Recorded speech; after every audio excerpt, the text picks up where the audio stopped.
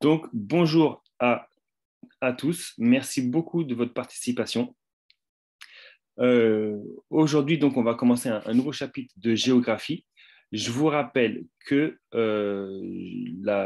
l'outil qu'on utilise en distanciel, c'est votre plan d'action. Vous vous rappelez, on y a recours de temps en temps. Sur le plan d'action, vous avez le chapitre ici. Vous avez une petite vidéo que je vous ai trouvée qui résume le chapitre, le cours, le lien vers le cours écrit, le lien vers une sélection de documents, même si souvent les documents sont dans le cours, et puis les questions de mémorisation pour vous entraîner. Donc là, vous voyez, ça, c'est ce qu'on avait déjà fait pour les autres chapitres.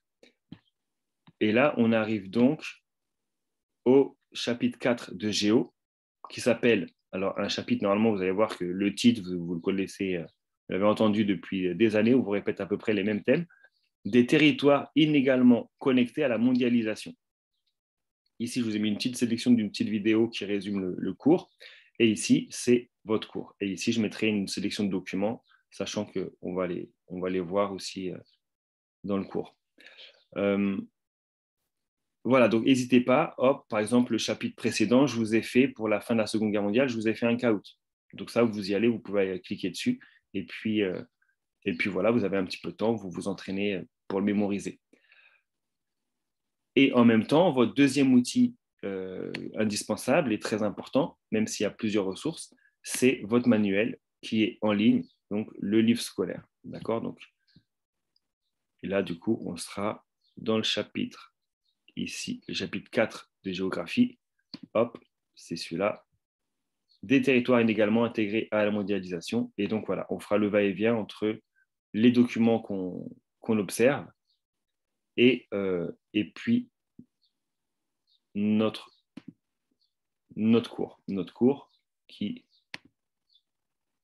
est ici. Donc, chapitre 4 de géographie, si je vous ramène à la carte au trésor,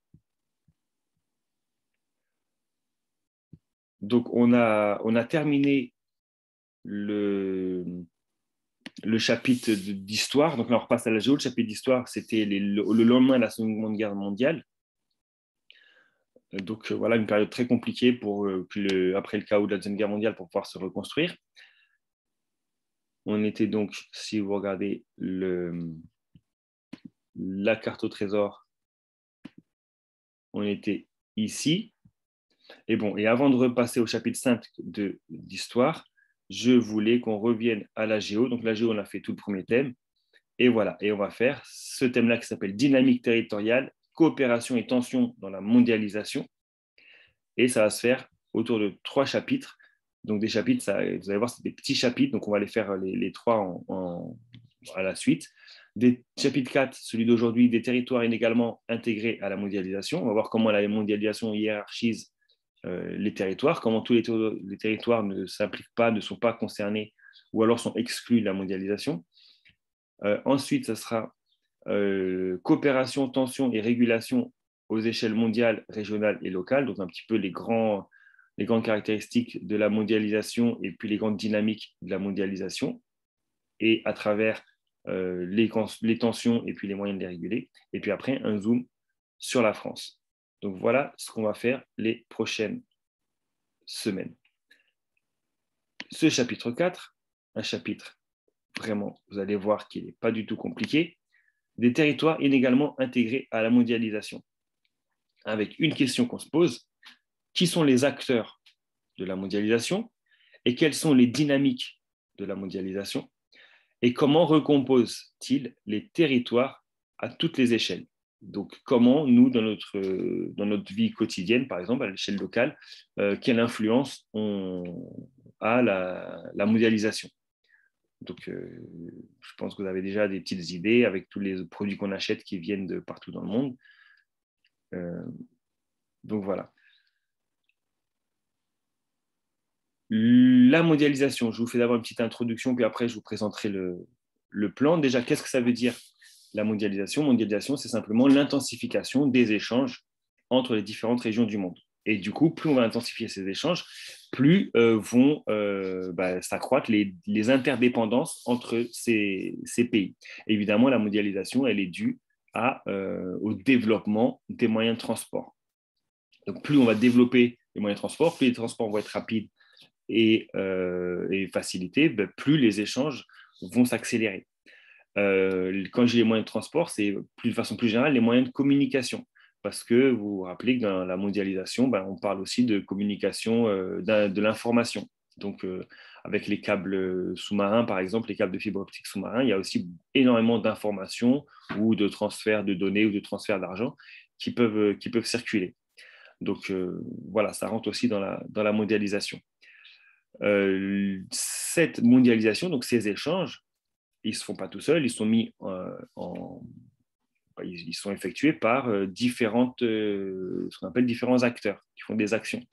Et ces différents acteurs, on va voir qui sont les principaux acteurs de la mondialisation, qui sont les principaux responsables de ces échanges. Et puis, qu'est-ce qu'ils échangent?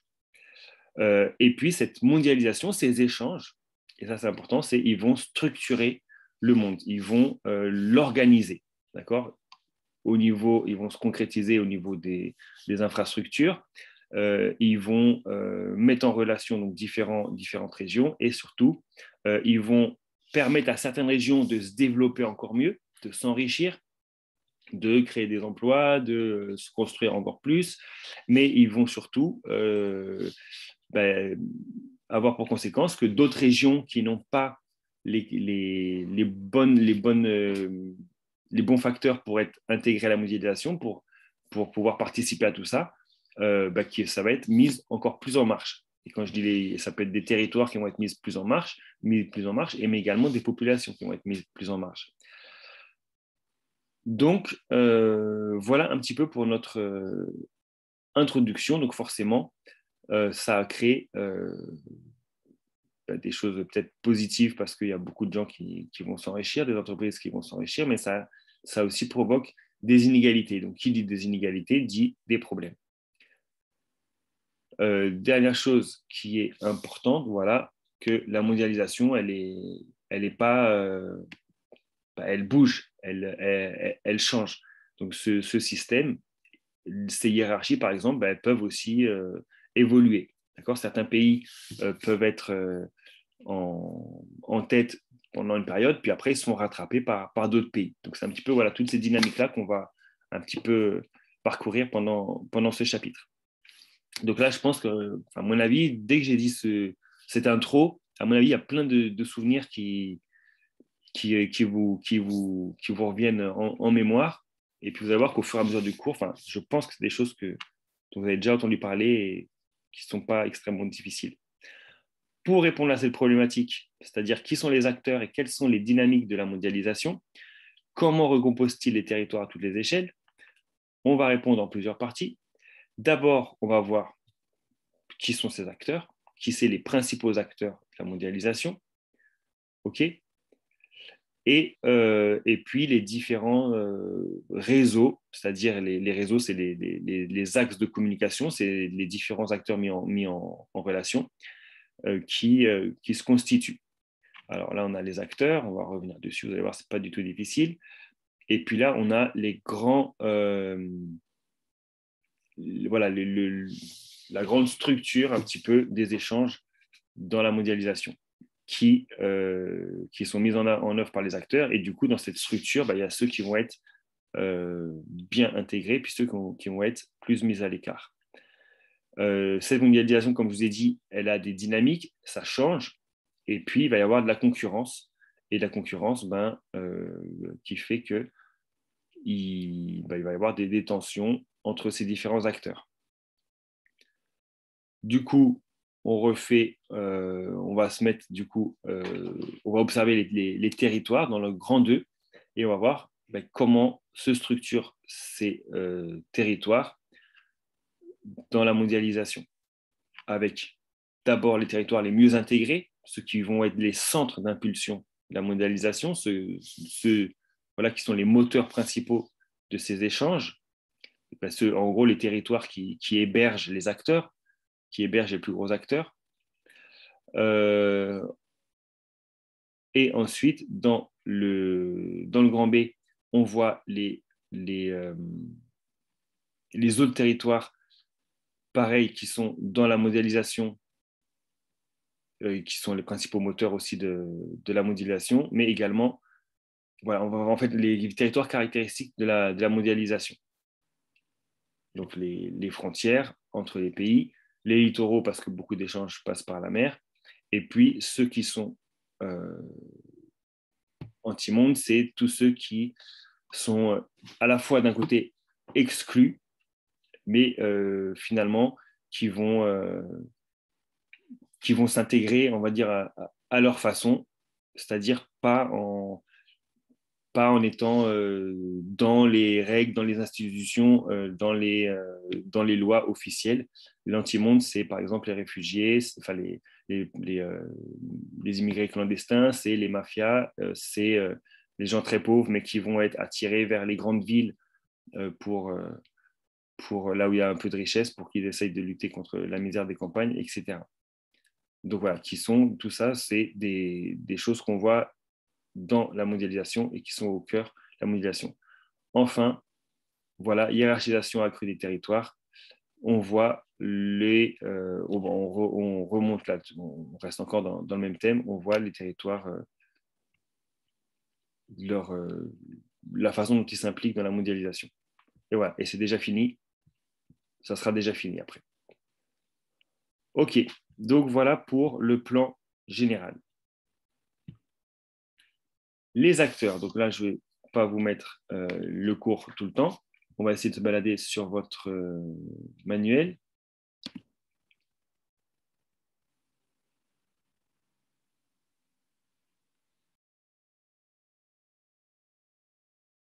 Hop. Moi, j'aime bien commencer par une carte du monde.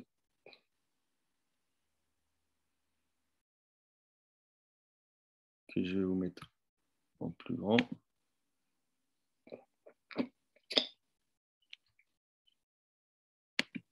Si elle veut bien s'agrandir, voilà.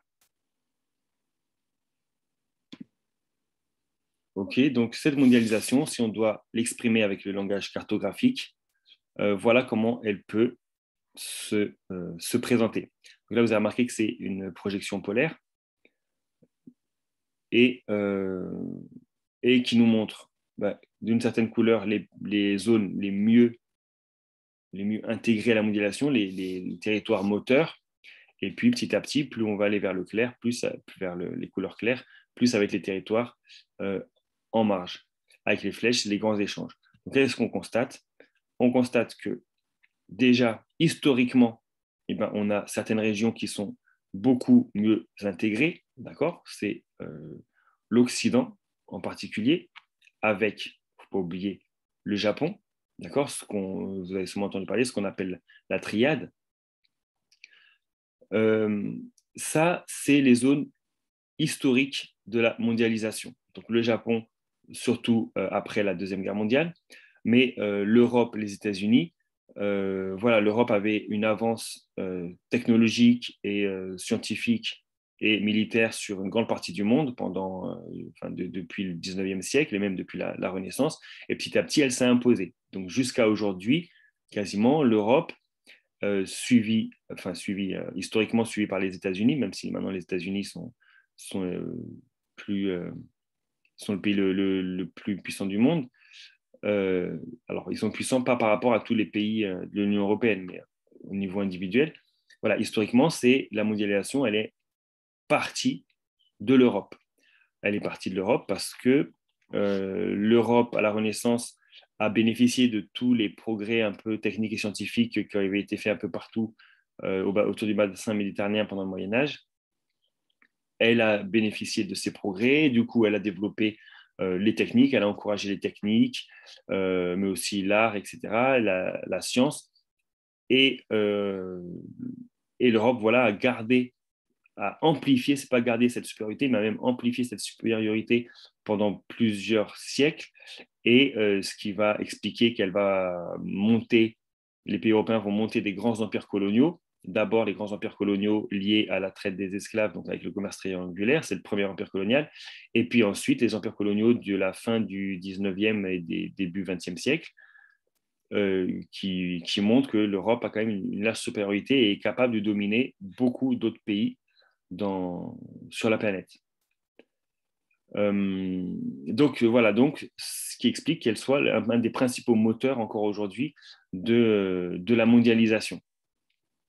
Elle fait beaucoup d'échanges avec l'Amérique du Nord, États-Unis, Canada, et la plupart des échanges se font entre donc, le pôle à l'Europe occidentale, le pôle Amérique du Nord et également le pôle Asie de l'Est, et en particulier le Japon. D'accord? Donc ça, c'est les acteurs historiques, on va dire. Les acteurs historiques principaux de la mondialisation, c'est les pôles historiques de la mondialisation, c'est les trois grandes puissances moteurs de la mondialisation. Et la plupart des échanges qu'on voit avec ces flèches-là se font entre ces trois pôles, entre ce qu'on appelait la triade. Évidemment, et puis il y a même l'Australie qui en fait partie. Évidemment que ça va évoluer, ça va changer parce qu'ils vont se faire rattraper par les pays d'Asie, comme on va le voir. OK. Et ensuite, on peut voir que les pays, on va encore juste observer la carte pour une dernière chose. Oui, donc là, c'est les pôles majeurs. Et les pays les moins intégrés, on a l'Afrique et en particulier l'intérieur de l'Afrique. Et voilà, et on constate un petit peu dans l'ensemble, plus on est à l'intérieur des terres, plus on a du mal, enfin plus entre guillemets, plus on est clair, parce qu'on est enclavé. Enclavé, c'est-à-dire on n'a pas d'accès à des mers. On est à l'intérieur d'un territoire. Et sur les côtes, voilà, on a un petit peu plus d'activité, ce qui est logique.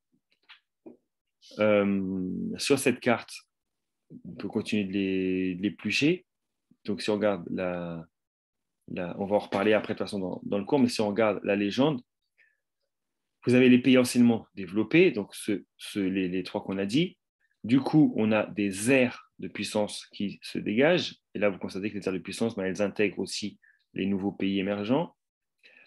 Et on a les mégalopoles. Les mégalopoles, c'est les grandes zones urbaines, les grandes villes qui se touchent et qui s'organisent en aires urbaines. Voilà, où vont se concentrer les sièges des grandes firmes, on va voir après les acteurs, et donc du coup qui vont être très très dynamiques. Évidemment, on voit les façades maritimes, d'accord, les façades maritimes majeures en bleu, parce que c'est par là que circulent la plupart des échanges, les axes maritimes mondiaux en fonction, voilà, les plus importants. Voilà, on voit les puissances émergentes, les puissances réémergentes, les pays en développement et les régions en voie d'intégration. Donc même les dernières, on essaye de les inclure. On voit qu'il y a des frontières fermées aux migrants. Donc à un moment, là, on voit en Méditerranée, on veut se protéger d'une certaine forme d'immigration et des nouvelles mégalopoles qui se constituent. Donc ça, c'est des territoires. Vous avez vu, 1, les centres d'impulsion et les aires de puissance. 2, les territoires en cours d'intégration. Et 3, du coup, les territoires plus marginalisés avec les pays les moins avancés ou les pays qui ont des crises politiques ou qui ont du mal ou qui sont en guerre. Et les régions comportant des États faillis, donc vous voyez, toute cette zone-là, État failli, c'est un État qui ne peut pas remplir son rôle d'organiser correctement son territoire et la population qui y vit. Et puis, voilà. OK, donc je pense que tout ça, c'était assez facile. Voilà, ça vous rappelle peut-être des petits souvenirs. On va voir les autres documents pour parler. Donc ça, c'est un petit peu, voilà, on est encore un peu dans l'introduction pour voir de façon générale comment s'organise la mondialisation, puis on va voir ça avec plus de détails. Au niveau des acteurs, on a 3 acteurs principaux, même si en vrai, il y en a plus. Ces trois acteurs principaux, hop, il nous reste 10 minutes. On va essayer d'avancer au plus pendant ces 10 minutes. Je me suis trompé de bouton.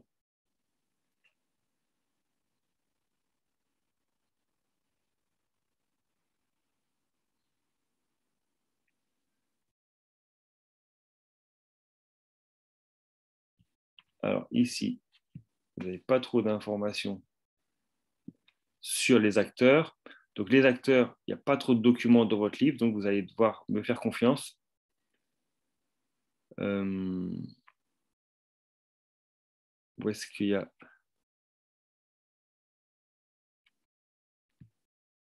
peu de documents sur ces grands acteurs.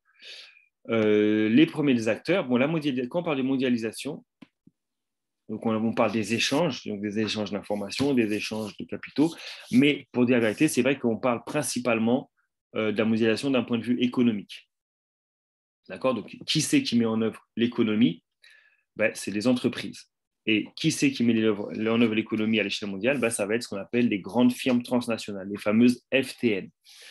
Donc, le principal acteur de la mondialisation, ce n'est pas forcément les États. Les États, on va le voir après, c'est un grand acteur, mais les principaux acteurs de la mondialisation, c'est ces fameuses multinationales, ces fameuses firmes transnationales. Comment on peut définir une firme transnationale? Bon, là, du coup, je suis désolé, j'ai que le cours à vous mettre sous les yeux. Comment on peut définir une firme transnationale? C'est une firme qui exerce son activité dans plusieurs pays. Et généralement, elle s'organise, toute sa structure va profiter des différents avantages, des différents éléments de chaque pays pour pouvoir bien fonctionner. Donc, une firme transnationale, c'est une entreprise qui travaille à l'échelle de plusieurs pays, donc à l'échelle de plusieurs pays, c'est-à-dire au niveau de la conception de leurs produits, au niveau de la vente de leurs produits et au niveau de la fabrication de leurs produits. Voilà, elle s'organise sur plusieurs territoires. Voilà, on les critique souvent parce qu'on dit qu'elles profitent de certains avantages dans les territoires plus pauvres. Voilà, elles cherchent leurs intérêts en gros. Donc, elles prennent pas forcément soin de l'environnement, elles s'en fichent un petit peu. Donc peut-être qu'elles vont aller s'installer dans un pays où la loi est plus simple par rapport à la protection de l'environnement, où la loi est moins contraignante par rapport à la protection des travailleurs. Et voilà, ce qui explique que souvent les FTN, qui sont les entreprises les plus puissantes, sont critiquées. Ok, je rappelle que ces FTN, donc elles sont dans différents domaines. D'accord, que ce soit l'industrie avec tous les produits qui sont fabriqués un peu partout, que ce soit des entreprises, de la finance, que ce soit des entreprises de luxe, que ce soit des chaînes de restauration KFC, McDonald's, qui sont un peu partout dans le monde, que ce soit des grandes firmes transnationales agroalimentaires qui produisent leur viande quelque part et qui la revendent ailleurs, que ce soit même la culture comme Disney ou Netflix, d'accord? Donc, premiers acteurs, voilà, rapidement, c'est les FTN. Deuxième acteur, oui, ils ont quand même un petit rôle, c'est les États. Un État, qu'est-ce que c'est? Un État, c'est un système qui organise un territoire avec une population dessus. Donc, en faisant des lois, en ayant un système de protection des habitants, en ayant un système judiciaire, juridique.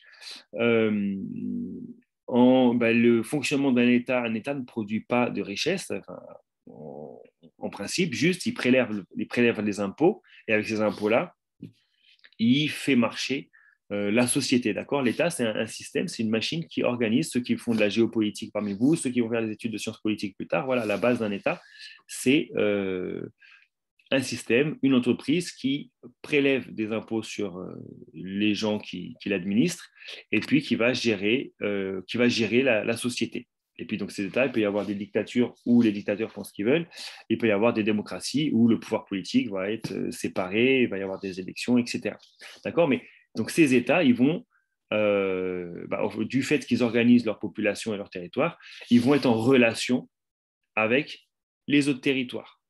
D'accord? Donc, ils ont un pouvoir qui est quand même important. Même si à la base, ils ne sont pas censés produire des richesses, comme les entreprises, ils sont au niveau de la mondialisation, ils ont un rôle très important. C'est eux qui vont faire des traités avec d'autres États. C'est eux qui vont mettre en place des façons d'accueillir des lois pour accueillir des entreprises ou pour taxer les entreprises. C'est eux qui vont encadrer au niveau de leurs lois les échanges entre les FTN aussi. D'accord? Même s'il y a des FTN des fois qui veulent régler leurs problèmes entre elles sans passer par les États restent quand même de façon même légitime parce qu'ils sont mis en place par des populations, du moins pour les démocraties, mais les États sont ceux qui vont encadrer tout ça. Donc, c'est des acteurs voilà, qui sont des plus importants de la mondialisation. Par exemple, voilà, ils vont faire des accords de libre-échange, c'est-à-dire qu'ils vont permettre aux entreprises d'importer ou d'exporter leurs produits sans payer de taxes. Okay, ces États, ils vont faire des échanges bilatéraux, c'est-à-dire d'État à État, ou des échanges multilatéraux, c'est-à-dire qui rassemblent plusieurs États. Par exemple, la CETA, c'est un échange direct entre l'Union européenne et le Canada. L'Organisation mondiale du commerce, c'est plutôt une organisation internationale, mais bon, c'est plusieurs États qui s'arrangent entre eux pour favoriser et développer le commerce. Donc, le commerce est mis en place par les entreprises, mais c'est encadré par les États. Voilà, les États vont aussi avoir des politiques pour attirer les investisseurs, attirer les entreprises sur leur territoire.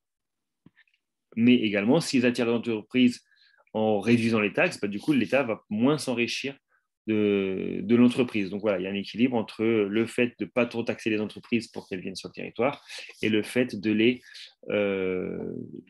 taxer quand même pour qu'elles puissent rapporter quelque chose à l'État.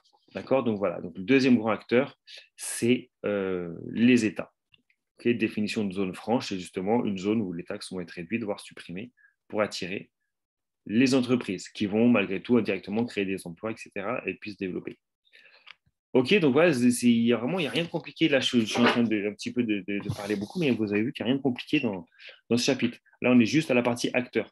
Troisième acteur important, même s'il y en a beaucoup plus, les organisations internationales. Donc, organisations internationales, c'est encore les États, en fait, mais cette fois qui vont s'associer ensemble, qui vont avoir une cohésion forte ensemble pour défendre différents objectifs. Ça peut être politique, ça peut être de la défense, je ne l'ai pas mis, politique, militaire,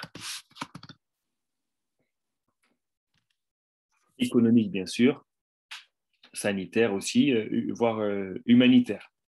Donc voilà, ces organisations internationales qui dépendent des États, mais les États vont déléguer en fait, vont déléguer certaines de leurs fonctions à ces organisations internationales. C'est-à-dire qu'elles ont une certaine indépendance, même si c'est les États qui les subventionnent, c'est les États qui envoient des gens, c'est les États qui les créent. Mais une fois qu'elles sont créées, voilà, elles vont avoir une certaine autonomie par rapport à leurs différents objectifs. Ok, les organisations internationales, ça peut être aussi bien l'Union européenne. Donc là, on a une association politique entre les États avec un partage des pouvoirs, qui est également aussi une zone, une union économique où on facilite les échanges au niveau, et puis par exemple même la monnaie au niveau de cette organisation. Mais ça peut être aussi des organisations internationales comme l'ONU, pareil, qui va régler plusieurs choses, qui va avoir des actions pour développer économiquement certains pays, qui va avoir des actions pour lutter contre la pauvreté, qui va avoir des actions comme l'UNESCO pour développer la culture entre les pays, quand on dit qu'un site est classé au patrimoine mondial de l'UNESCO. Il peut y avoir, voilà, donc ces organisations internationales, elles ont différents, différents objectifs, mais elles restent, voilà, forcément, elles sont internationales, donc elles restent des acteurs majeurs de la mondialisation. Donc, humanitaire, par exemple, l'ONU qui est chargée de faire respecter les droits de l'homme un peu partout. Militaire, ou humanitaire quand l'ONU envoie des casques bleus pour éviter qu'il y ait une guerre